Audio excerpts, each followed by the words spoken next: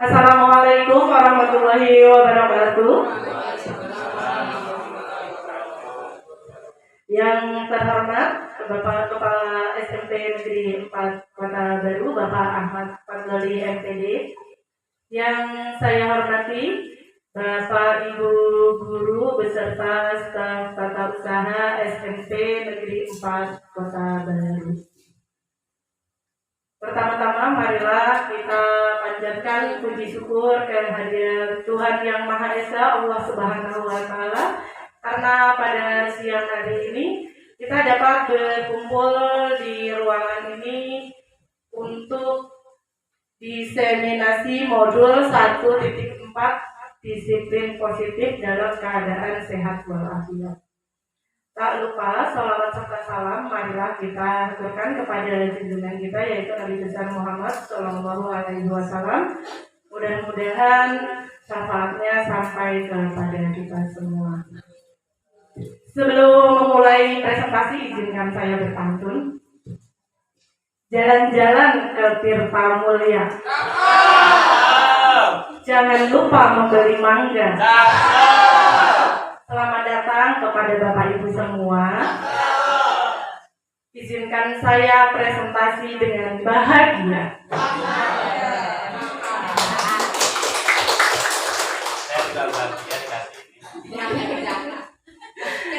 Baik, Bapak Ibu sekalian yang saya hormati, izinkan saya berdiri di sini untuk menyampaikan berbagi pengalaman ketika saya mendapatkan pelatihan di modul 1.4 yaitu tentang disiplin positif. Bapak Ibu di sini tentu sudah tahu apa itu disiplin positif. Jadi konsep inti dari budaya positif yang pertama adalah perubahan paradigma belajar. Dilanjutkan dengan konsep disiplin positif, nilai-nilai kebajikan, kebutuhan dasar manusia, motivasi perilaku manusia, posisi kontrol guru, keyakinan kelas, dan yang terakhir adalah kebutuhan dasar manusia. Next. Yang pertama Bapak Ibu, yaitu tentang pembelajaran dengan paradigma baru. Seperti yang Bapak Ibu ketahui, pembelajaran dengan paradigma baru merupakan pembelajaran yang dirancang berdasarkan prinsip pembelajaran berdiferensiasi. Sebenarnya ini sudah kita lakukan bersama ya Bapak Ibu ya, di mana pembelajaran ini menyesuaikan dengan kebutuhan murid-murid kita sesuai dengan gaya belajarnya. Sesuai kebutuhannya, berdasarkan tahap perkembangan sesuai dengan teori psikologi modern untuk mewujudkan profil pelajar Pancasila. Nah, seperti yang Bapak Ibu ketahui bahwa profil pelajar Pancasila ada berapa Bapak Ibu? Ada 6. Ya, dimensinya apa saja Bapak Ibu? Yang pertama,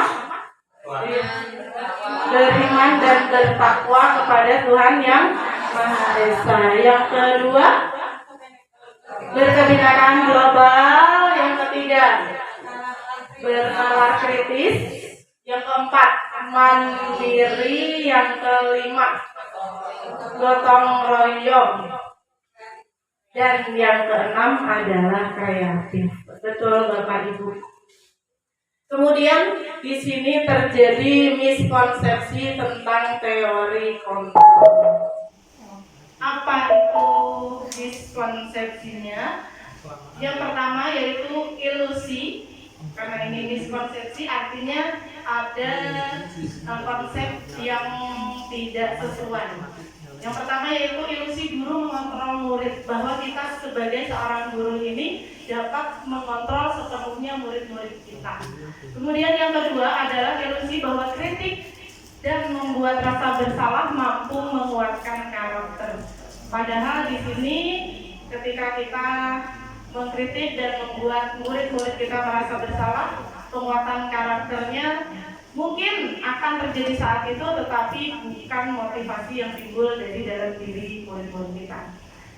Yang ketiga yaitu ilusi bahwa semua penguatan positif efektif dan bermanfaat. Nah, di sini sebenarnya saya juga baru tahu Bapak Ibu bahwa dengan penguatan positif pun kadang kita malah sama dengan memberi hukuman terhadap murid-murid kita. Saya juga baru mendapatkannya kemarin. Kemudian yang keempat yaitu ilusi bahwa orang dewasa berhak memaksa. Jadi meskipun kita di sini memposisikan diri sebagai guru, sebenarnya kita tidak bisa memaksa apa yang diinginkan oleh murid-murid kita semua.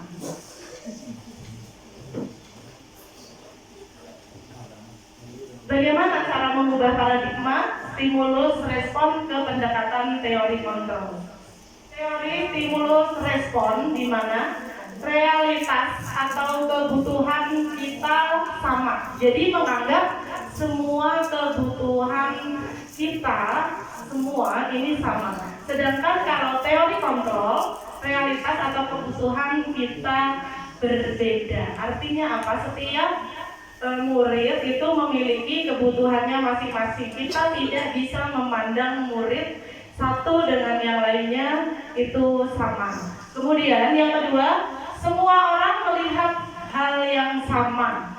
Sedangkan kalau untuk teori kontrol adalah semua orang memiliki gambaran yang berbeda. Artinya apa?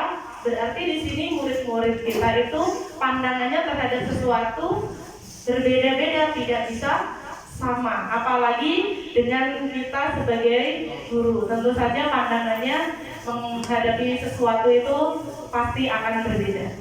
Yang ketiga, kita mencoba mengubah orang agar berpandangan sama dengan kita. Itu kalau teori stimulus respon. Tetapi kalau untuk teori kontrol, kita berusaha memahami pandangan setiap orang tentang dunia. Selanjutnya, perilaku buruk dilihat sebagai suatu kesalahan. Sedangkan kalau di teori kontrol itu semua perilaku memiliki alasan. Jadi kalau di sini untuk disiplin positif, ketika kita menghadapi murid-murid kita mengalami masalah, pasti selalu dihubungkannya adalah mereka itu memiliki alasan kenapa mereka melakukan hal itu. Kemudian yang selanjutnya, orang lain bisa mengontrol saya. Itu untuk stimulus respon. Sedangkan untuk teori kontrol adalah diri kita sendirilah yang mampu mengontrol dari apa yang akan kita lakukan. Selanjutnya, saya bisa mengontrol orang lain. Sedangkan untuk teori kontrolnya kita tidak bisa mengontrol orang lain. Dan yang terakhir, pemaksaan ada pada bujukan gagal. Sedangkan untuk teori kontrol adalah kolaborasi dan konsekuensi menciptakan pilihan-pilihan baru. Artinya ketika menghadapi sesuatu kita harus berdiskusi dengan murid-murid kita. Di sini saya ada permainan sedikit ya Bapak Ibu ya. Boleh berpasangan permainannya? Boleh silahkan mencari pasangan. Boleh dengan silakannya, boleh yang di samping ya. Ini tentang teori kontrol. Mungkin beberapa di sini juga sudah pernah melakukan. Boleh. Iya, Bapak Ibu mohon bantuannya. Ya. Jadi di sini, misalnya Bu Rias memiliki sesuatu yang sangat berharga, berlian 1 ton misalnya.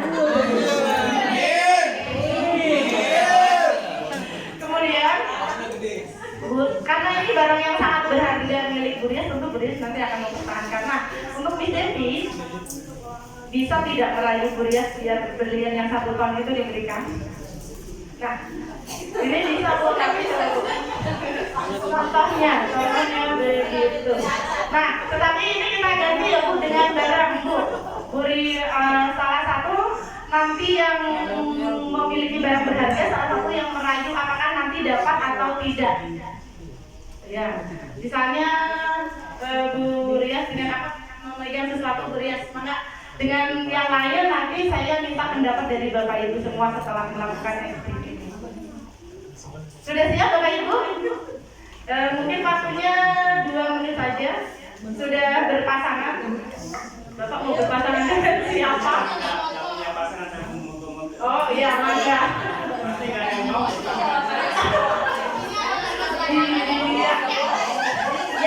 Ya, kita mulai ya Bapak Ibu ya. Sudah masing-masing sudah berpasangan? Ya. Jadi satu yang memenangkan, satu yang merayu. Coba nanti yang berhasil siapa, yang saya berhasil siapa. Kita mulai ya. Satu, dua, tiga. Kalau bentuk lagi nih.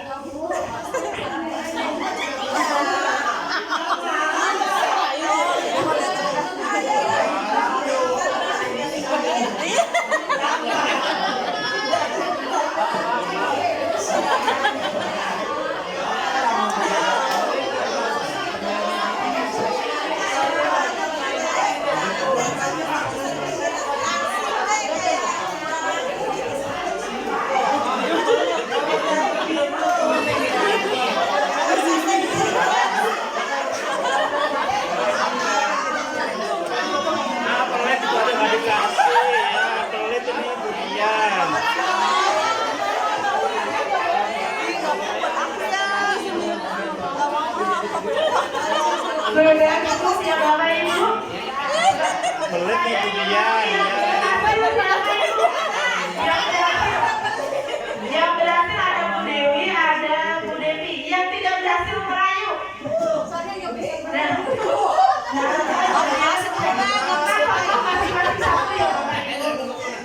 Mungkin dari pasangan Bu Dewi dan Bu Firman dulu. Silakan maju ke depan. Iya, kenapa? Tadi berhasil merayu kan? Boleh. Biar paling dulu.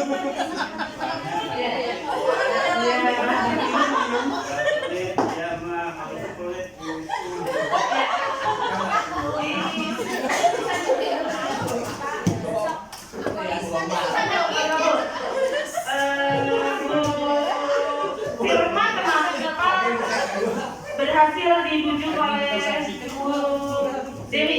Terlalu baik.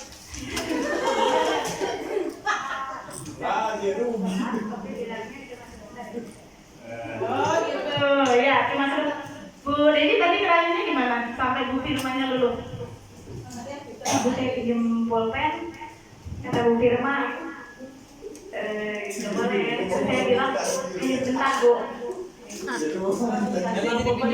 Padahal tadi kan anggap barang itu adalah barang yang paling berharga dari Ibu. Terima kasih ya Ibu ya. Kemudian yang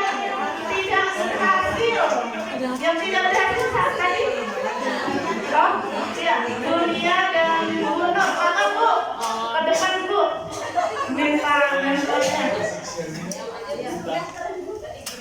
Iya. Ya boleh, barangnya di bawah, boleh tidak apa-apa.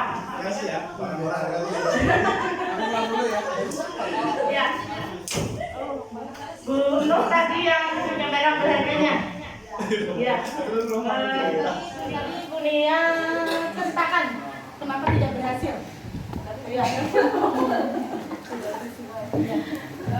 Tadi karena kan Bu Nur punya barang berharga, saya juga punya gitu ya. Mau baperan ceritanya gitu Bu. Nggak boleh gitu Bu. Karena salah satu ada yang lebih tinggi nilainya. Oh gitu. Ya, Bu Nur, kenapa membelah tangan? Ya karena saya punya amplop yang isinya banyak. Aduh. Masa mau ditukar sama ini. Saya bilang boleh ditukar dengan ini, tapi yang mau beli juga nggak boleh. Ya udah akhirnya kita bertahan dua-duanya karena masing-masing memang sangat berharga buat saya dan buat dunia. Berikan tepuk tangan yang meriah untuk Bapak Ibu semua. Iya, baik Bapak Ibu. Sebenarnya ice break ini juga ada hubungannya dengan teori kontrol. Ya, tadi Bu Firma terbujuk kerayuan oleh Bu Dewi. Sebenarnya yang mengontrol Bu Dewinya atau Bu Firmannya sebenarnya? Tidak. Kira-kira karena Bu Dewinya atau Bu Firmannya? Iya, karena Bu Firman karena minjemnya sebentar, ya saya kasih. Karena apa? Kalau berdasarkan teori kontrol ini, yang dapat mengontrol diri kita adalah diri sendiri.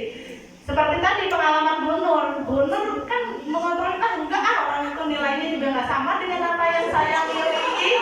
Orang ini uangnya 1 miliar, masa mau ditukar dengan emas batangan 1 gram, kan begitu. Jadi tidak mau. Ya betul Bapak Ibu. Jadi di sini sesuai dengan teori kontrol adalah yang dapat mengontrol diri kita atau diri siswa atau murid-murid kita sebenarnya adalah mereka sendiri. Kita hanya menuntun, sifatnya menuntun.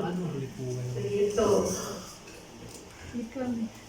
Yang selanjutnya yaitu disiplin positif. Ketika kita berbicara tentang apa itu disiplin positif, tentu Bapak Ibu juga sudah tahu semua. Disiplin itu berasal dari kata disiplina yang artinya belajar. Jauh sekali ya Bu dengan apa yang kita tahu selama ini.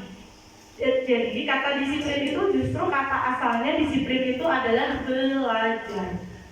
Kemudian disiplin yang mengacu pada disiplin diri yang memiliki tanggung jawab terhadap apa yang dilakukannya berdasarkan nilai-nilai yang diyakini.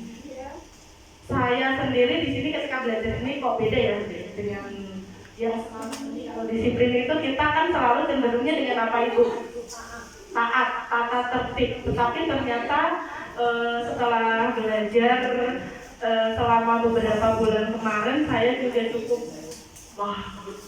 ternyata beda. Jadi di sini disiplin justru belajar terhadap apa yaitu nilai-nilai yang diyakini. Kemudian disiplin positif merupakan salah satu cara penerapan disiplin yang bertujuan untuk menumbuhkan kesadaran. Kesadaran siapa? Tentunya adalah kesadaran dari siswa tanpa diberi imbalan, tanpa diberi paksaan, tanpa diberi iming. Jadi di sini disiplin positif adalah kesadarannya yang tumbuh dari murid-murid kita. Selanjutnya yaitu sebagai seorang guru tujuan kita adalah menciptakan murid yang memiliki disiplin diri sehingga mereka berperilaku mengacu kepada nilai-nilai kebajikan universal dan memiliki motivasi intrinsik dalam perubahan perilaku ke arah yang lebih baik. Itu tentunya yang kita harapkan semua ya Bapak Ibu ya. Kita adalah memiliki murid-murid dengan perilaku yang mengacu kepada nilai-nilai kebajikan. Nah selanjutnya ini akan kita bahas apa saja sih nilai kebajikan.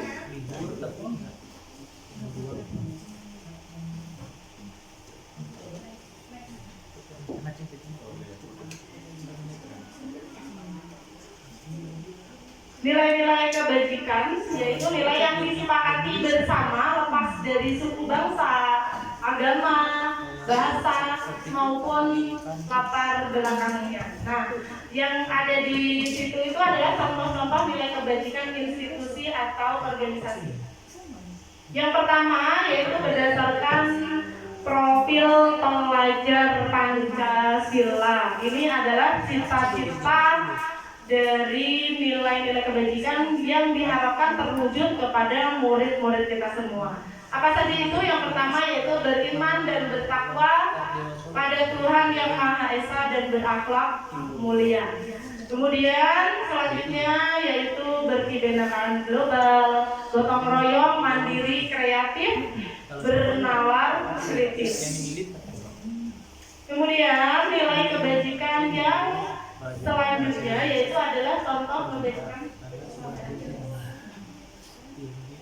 yaitu berdasarkan Ibu Primary Girls Program atau PJP, bahwa nilai kebajikan yang harus muncul pada murid yaitu adanya toleransi, rasa hormat, kemudian integritas, mandiri, menghargai, antusias, empati, keingintahuan, kreativitas, kerjasama, percaya diri, dan komitmen. Sedangkan contoh dari lembaga yang ketiga yaitu keterampilan hidup atau life skill, yaitu dapat dipercaya, lurus hati, pendengar yang aktif, tidak merendahkan orang lain, dan memberikan yang terbaik dari dirinya. Itu adalah nilai-nilai kebajikan yang diharapkan bisa tumbuh pada murid-murid kita nanti. Kemudian kita akan berbicara tentang kebutuhan dasar manusia. Kenapa kita berbicara tentang kebutuhan dasar manusia? Karena apabila kebutuhannya ini nanti tidak terpenuhi, maka akan menimbulkan dampak negatif bagi murid-murid kita. Mungkin tidak hanya bagi murid. Ketika kebutuhan dasar manusia kita sebagai guru, Bapak Ibu, tidak terpenuhinya, tentu kita juga akan melakukan sesuatu yang melenceng. Yang akan saya kemukakan yaitu kebutuhan dasar manusia adalah segala sesuatu yang kita lakukan untuk mendapatkan apa yang diinginkan. Seluruh tindakan yang kita lakukan memiliki tujuan tertentu, dan semua usaha terbaik yang kita lakukan adalah dalam rangka agar kebutuhan dasar kita terpenuhi dengan baik. Nah, kebutuhan dasar kita itu apa saja sih? Nah, ada 5 kebutuhan dasar Ibu, Bapak. Yang pertama adalah bertahan hidup. Bagaimana caranya kita bertahan hidup, Bapak Ibu? Ya, tentu saja ada makanan, kita pakaian. Kita makan kalau tidak pakai pakaian juga nggak berani keluar rumah, betul nggak Bapak Ibu? Perut kenyang tapi nggak punya pakaian, itu juga sama saja. Tempat tinggal, keamanan, dan kesehatan itu adalah bertahan hidup. Kemudian yang kedua, kita juga butuh rasa kasih sayang dan diterima.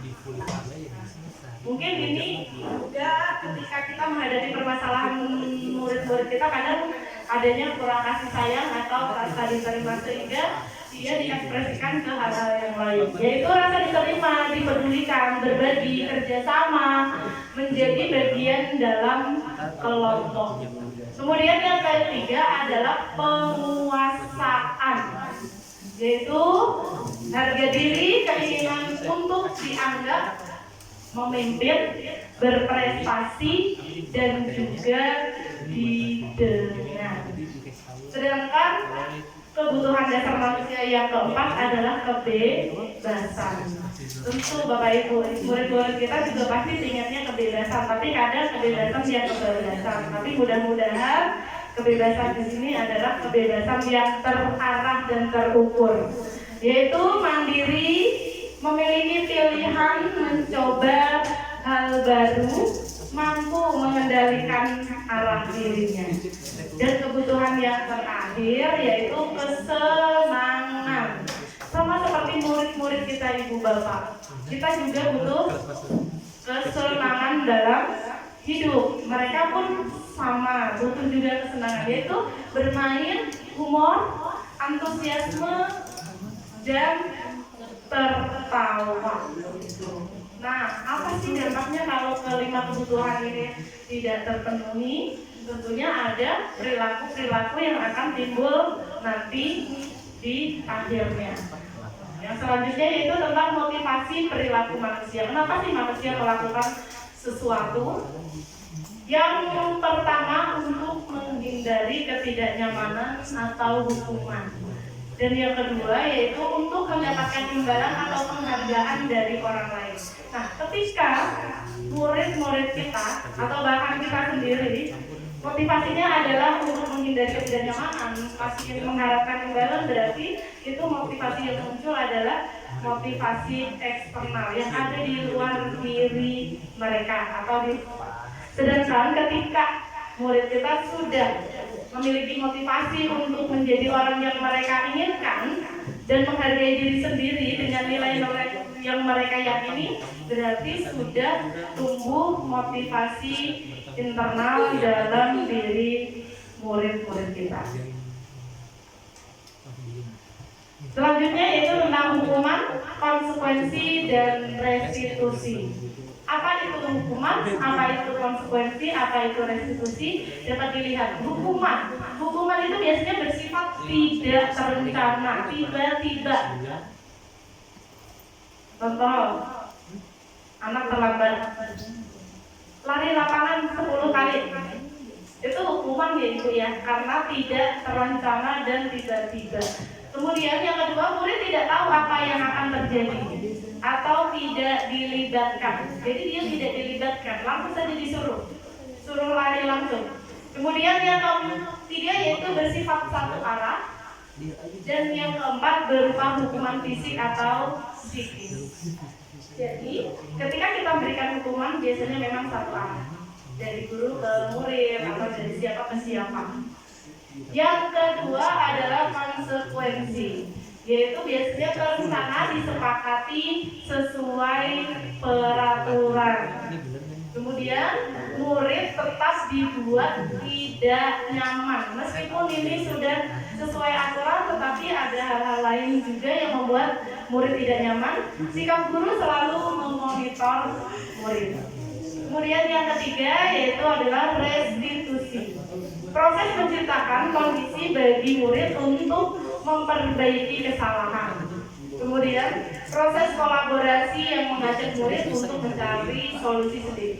Jadi diharapkan nanti setiap penyelesaian masalah yang terjadi pada diri murid adalah yang digunakan restitusi, karena kita berdialog dengan murid, melibatkan langsung dengan murid untuk menemukan solusi-solusi yang diharapkan muncul dari murid itu sendiri.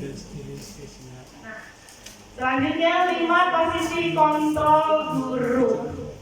Yang pertama yaitu sebagai penghukum, yang kedua membuat merasa bersalah, yang ketiga teman, yang keempat pemantau, dan yang terakhir adalah manajer.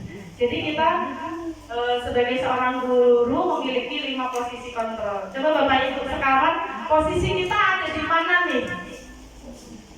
Dari kelima posisi kontrol yang ada di depan, kira-kira posisi kontrol sekarang saya berada di mana? Mungkin ada yang mau berpendapat, Bapak Ibu? Boleh? Bu Devi, kira-kira sekarang berada di posisi kontrol yang mana? Kalau saya penghukum, ya khususnya anak saya sendiri ya, kalau saya sendiri, maka saya bilang saya sebagai penghukum karena saya sudah memberitahukan di awal itu ada aturan yang sudah dibuat oleh kelas. Tapi mereka selalu melanggar. Jadi posisi saya itu adalah sebagai penghukum. Terima kasih untuk pendapatnya Miss Devi. Miss Devi untuk saat ini masih berada di posisi sebagai penghukum. Padahal nanti kalau kita lihat apakah benar posisinya Miss Devi ada di posisi penghukum atau yang lain, nanti kita bisa lihat lagi di slide yang selanjutnya. Kita kupas satu persatu ya Bapak Ibu ya. Nah, nanti bisa melihat kasus. Di sini ada contoh penerapan 5 posisi kontrol guru. Dengan saya ambil kasus yang ringan, yaitu murid tidak memakai atribut lengkap saat upacara bendera. Misalnya saya sendiri juga menerapkan posisi mana nanti. Nah, kalau dia berposisi sebagai penghukum guru, misalnya mendapati kasus yang seperti ini, langsung hormat pada bendera selama 1 jam. Seperti tadi yang di awal, ketika posisi penghukum sifatnya adalah satu arah, siswa tidak dilibatkan, biasanya hukumannya berupa hukuman fisik atau psikis. Sedangkan dengan kasus yang sama, ketika pembuat merasa bersalah, berapa kali ibu bapak harus memberitahu kamu? Beda ya bu bahasanya ya. Jadi ketika posisinya sebagai pembuat merasa bersalah, kamu selalu saja mengecewakan ibu dan bapak. Ibu kecewa dengan kelakuan kamu yang tidak memakai atribut. Itu ketika guru memposisikan diri sebagai pembuat merasa bersalah. Kemudian yang ketiga adalah berposisi sebagai teman. Ayo dong ikutin aturan sekolah. Nah, itu biasanya kan kata-kata yang sering dikeluarkan oleh antar teman. Kemudian tolong bantu ibu bapak. Ya sekali ini. Ya sudah, tidak apa-apa deh. Tapi lain kali jangan diulang lagi ya. Nah, ketika kita mengatakan hal seperti itu, berarti kita sudah memposisikan diri kita adalah sebagai teman untuk murid-murid kita. Kemudian kamu sudah melanggar peraturan sekolah, kamu tahu kan konsekuensinya. Kemudian setelah upacara kamu beli atributnya ke koperasi dan jangan diulang lagi. Nah kalau kasusnya Miss Devi tadi, kamu kan tahu peraturan sekolahnya, kenapa masih dilakukan, kenapa masih dilanggar. Sebenarnya Miss Devi apakah sebagai penghukum atau lebih ke pemantau? Yang keempat, karena kalau pemantau sudah mengatakan bahwa ini ada aturannya, tetapi kamu masih melanggarnya. Sekarang silakan kamu perbaiki, tapi ini masih satu arah dari guru. Kemudian yang terakhir adalah posisi manajer. Apakah kamu tahu kesalahan kamu? Kira-kira bagaimana kamu akan memperbaiki kesalahan tadi? Nah, ini Bapak Ibu yang diharapkan dari disiplin positif adalah kita sebagai seorang guru ini bisa memposisikan diri sebagai seorang manajer.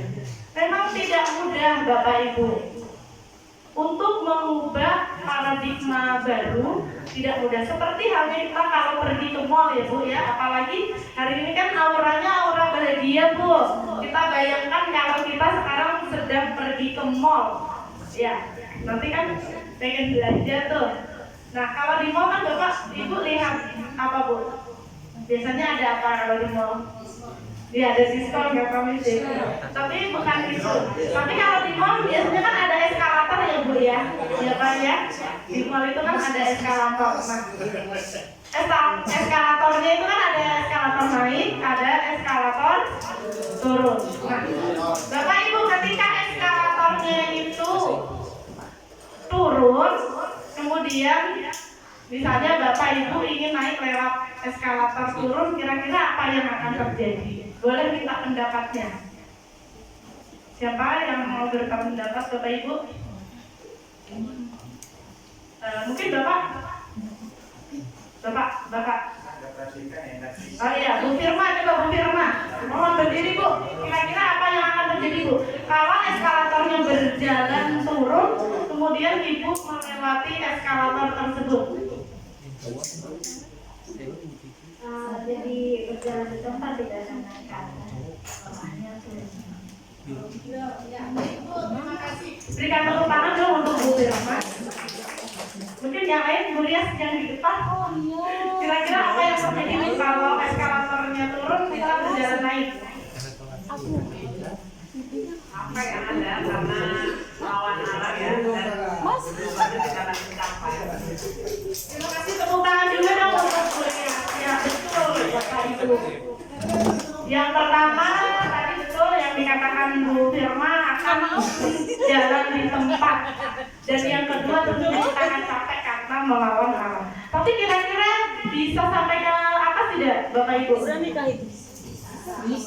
Bisa. Tetapi kan ada tapinya.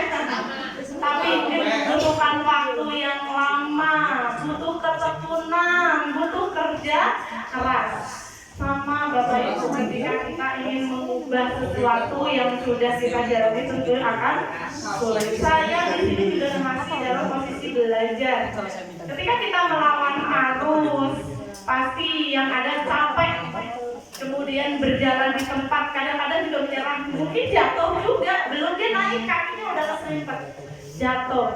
Itu yang terjadi.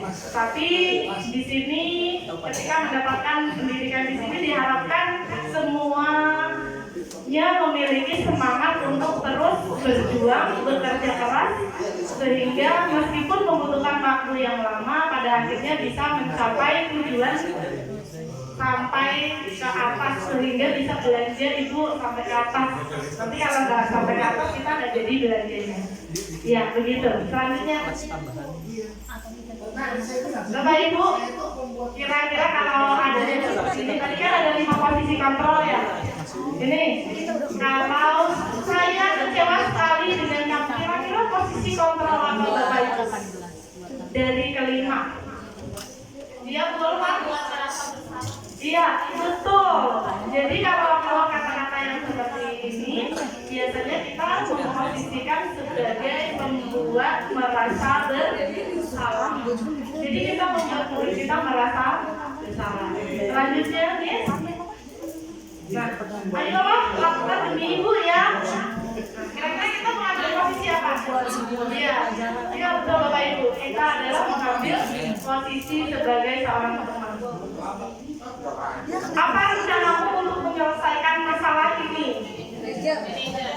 Ini adalah posisi yang kita ambil sebagai seorang manajer. Lanjutnya nih. Untuk mewujudkan tadi Bu yang sudah kita bahas di awal-awal, yaitu karena kita di sekolah, karena kita mengajar di kelas, yaitu dengan pembuatan keyakinan kelas. Sebenarnya keyakinan kelas ini kan sudah hampir semua kelas kita memiliki ya Bu. Mungkin hanya namanya ada peraturan kelas, ada kesepakatan kelas. Nah mudah-mudahan nanti endingnya akan menjadi keyakinan kelas. Mengapa keyakinan kelas bukan peraturan kelas? Tentu ada alasan. Karena peraturan dengan keyakinan pasti berbeda. Tetapi peraturanlah nanti yang akan menjadi dasar untuk membuat sebuah keyakinan kelas. Nah, pembentukan keyakinan kelas yang pertama bersifat abstrak. Yang kedua berupa pernyataan universal. Yang ketiga dibuat dalam pernyataan yang positif, mudah diingat, sesuai dengan kondisi kelas dan sekolah sehingga mudah diterapkan. Dan yang terakhir, semua warga kelas atau sekolah dilibatkan dalam pembuatan keyakinan kelas. Jadi dalam pembuatan keyakinan kelas ini Ibu Bapak nanti kita upayakan. Yang kemarin masih peraturan kelas, saya sendiri masih kesepakatan Bu, belum keyakinan sebenarnya di kelas saya. Ada yang peraturan kelas, ada yang kesepakatan kelas. Nah, mudah-mudahan nanti di sini kita dapat menerapkan semuanya adalah keyakinan kelas. Karena kalau keyakinan kelas ini apa yang telah kita sepakati bersama murid-murid kita. Kemudian yang diambil biasanya adalah yang positif, yang merujuk kepada tujuan pendidikan kita, yaitu mewujudkan murid yang memiliki karakter profil pelajar Pancasila. Karena semua muaranya nanti tidak akan terlepas dari profil pelajar Pancasila itu sendiri. Selanjutnya adalah segitiga restitusi. Nah, segitiga restitusi ini adalah sebagai solusi terhadap apa? Yaitu terhadap apa yang akan kita lakukan ketika menangani permasalahan yang terjadi pada murid-murid kita. Segitiga restitusi adalah suatu proses dialog yang dijalankan oleh guru agar dapat menghasilkan murid yang mandiri dan bertanggung jawab. Jadi pada penerapan disiplin positif ini nanti kita sebagai seorang guru dituntut, diharapkan untuk menerapkan segitiga restitusi dalam menangani setiap permasalahan yang terjadi pada murid-murid kita semua. Nah, tahapan segitiga restitusi itu apa saja sih Bapak Ibu? Seperti yang sudah Bapak Ibu ketahui bersama, bahwa tahapan segitiga restitusi yang pertama adalah menstabilkan identitas. Kemudian yang kedua adalah validasi tindakan yang salah, dan yang terakhir adalah menanyakan keyakinan. Menstabilkan identitas. Pada tahap ini, berdasarkan prinsip membuat kesalahan adalah bagian dari proses pembelajaran. Jadi kalau mengikuti segitiga restitusi ini, kita dituntut Bu, bahwa kalau murid-murid kita melakukan kesalahan, yaitu proses dari pembelajaran mereka, apapun kesalahannya, kita diminta untuk bahwa itu merupakan proses dari pembelajaran yang ada di kelas maupun di sekolah. Nah, apa sih biasanya kata-kata yang biasanya muncul? Bahwa berbuat salah itu wajar. Ketika ada siswa kita yang melakukan kesalahan, kita dituntut, Bu, Bapak, untuk sekarang, ya, tidak seperti dulu. Jadi tidak ada manusia yang sempurna. Itu adalah upaya-upaya untuk menstabilkan dulu identitas dari murid kita. Kemudian ibu bapak juga pernah melakukan itu. Nah, bapak dulu juga sama pernah berbuat salah kok, misalnya. Ibu dulu juga sama pernah berbuat salah seperti itu. Ibu tidak mau mencari siapa yang salah di sini, tetapi ibu ingin mencari solusi untuk permasalahan kamu hari ini. Misalnya itu adalah kata-kata yang bisa kita gunakan untuk menstabilkan identitas. Kamu berhak merasa begitu. Nah, itu adalah yang bisa kita gunakan untuk menstabilkan identitas. Kemudian tahap yang kedua yaitu validasi tindakan yang salah. Biasanya ini berdasarkan prinsip setiap perilaku berupaya memenuhi kebutuhan tertentu. Nah, seperti yang tadi sudah saya sampaikan Bapak Ibu, bahwa apabila kebutuhan dasar manusia tidak terpenuhi salah satunya, maka pasti akan terjadi suatu penyimpangan. Nah, itulah yang menjadi alasannya nanti. Bisa kita validasi dengan cara, kamu pasti punya alasan mengapa melakukan hal itu. Itu adalah contoh-contoh kata-kata yang bisa kita gunakan ketika menangani anak-anak yang bermasalah. Padahal kamu bisa melakukan yang lebih buruk lagi loh dari tadi. Dari apa yang kamu lakukan. Misalnya, kamu patut bangga karena telah melindungi sesuatu yang penting buatmu. Dan kamu melakukan karena mempertahankan sesuatu yang penting bagimu. Itu adalah contoh-contoh validasi tindakan yang salah. Dan yang terakhir adalah menanyakan keyakinan. Nah, Bapak Ibu semuanya, segitiga restitusi ini tentunya tidak bisa kita jalankan apabila kita belum memiliki keyakinan kelas yang telah disepakati bersama. Bagaimana kita bisa menanyakan keyakinan kelasnya kalau memang di kelas tidak ada keyakinannya? Nah, kemudian apa sih yang biasanya dilakukan oleh guru? Biasanya menanyakan keyakinan ini berdasarkan prinsip teori kontrol yang tadi sudah saya sampaikan di awal, yang pada dasarnya biar murid itu memiliki motivasi intrinsik yang muncul pada dirinya sendiri. Itu apa keyakinan kelas kita? Kita tanyakan, keyakinan kelasnya apa? Sudah sesuai belum apa yang kamu lakukan? Apakah sudah sesuai dengan keyakinan kelas yang sudah kita buat? Kan seperti itu. Nilai-nilai apa yang telah disepakati bersama? Itu bisa juga kita tanyakan. Kemudian apakah kalian mau memperbaiki apa yang telah kalian lakukan sesuai dengan keyakinan kelas yang telah kita sepakati. Nah, itu biasanya adalah nilai-nilai keyakinan kelas yang dapat kita ajukan ketika kita sedang melakukan segitiga restitusi. Nah, Ibu nanti boleh melihat videonya sejenak sebagai contoh gambaran penerapan segitiga restitusi. Ya.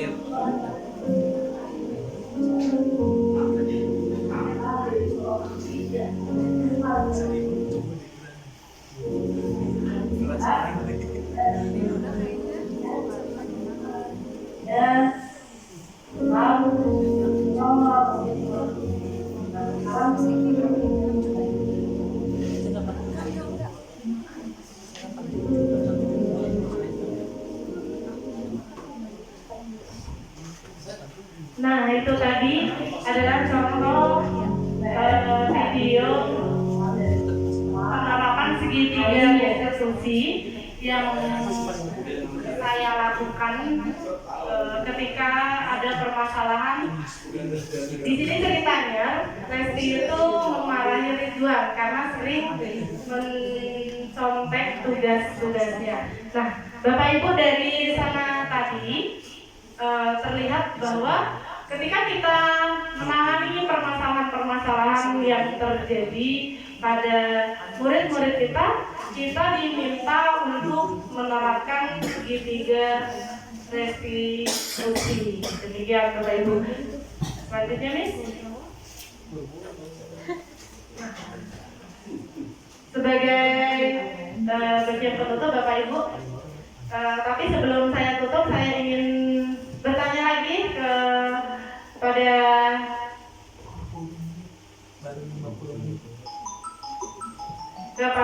Bapak Ibu semua tentang apa yang telah saya lakukan dalam menangani kasus tadi. Mungkin saya minta pendapatnya Bu Dewi. Bagaimana Bu melihat video tadi, Bu? Ya, boleh silakan berdiri, Bu. Mangga.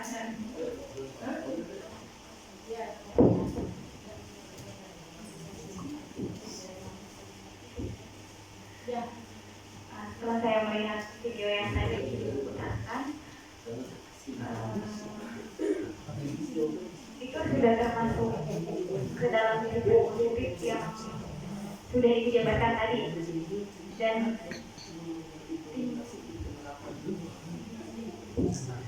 keyakinan keluarga di dalam kelas.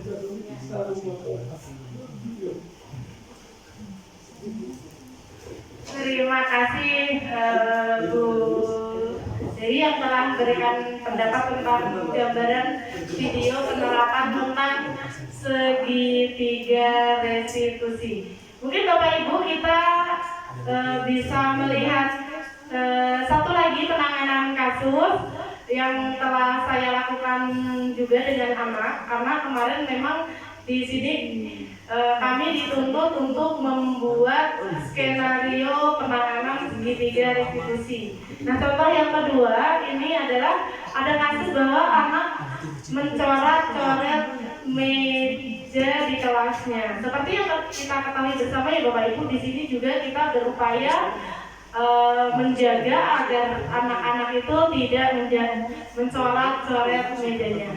This nanti mungkin bisa ditayangkan lagi.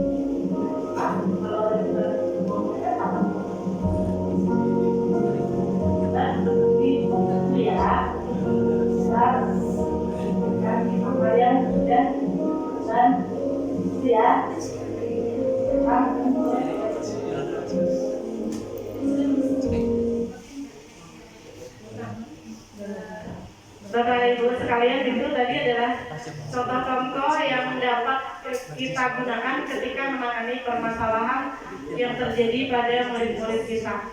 Jadi di sini sekali lagi kita dituntut untuk berdialog dengan murid kita dengan menerapkan segitiga restitusi, yaitu mulai dari menstabilkan identitas, validasi tindakan yang salah, kemudian menanyakan keyakinan.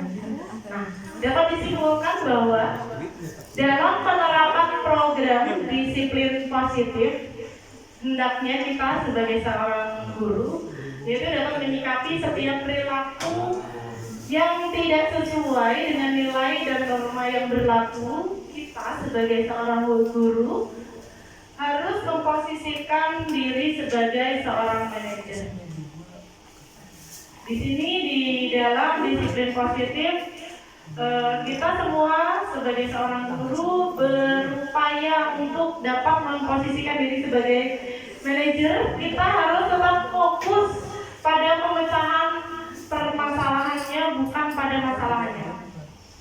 Jadi kita diharapkan dapat fokus pada bagaimana cara memecahkan masalah tersebut, mencari solusi dari masalah tersebut, bukan fokus pada masalah yang dialami oleh murid-murid kita, yaitu dengan penerapan segitiga restitusi dengan memperhatikan kebutuhan dasar yang ada pada diri murid-murid kita.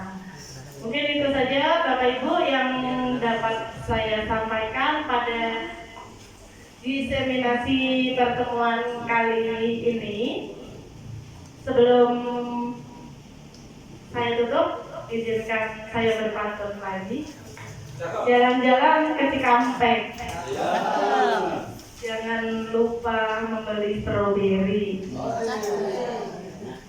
Kepada Ibu Bapak, saya ucapkan terima kasih yang tidak terberi. Saya bila taufik wal hidayah. Wassalamualaikum warahmatullahi wabarakatuh. Terima kasih untuk kehadiran Bapak Ibu semua.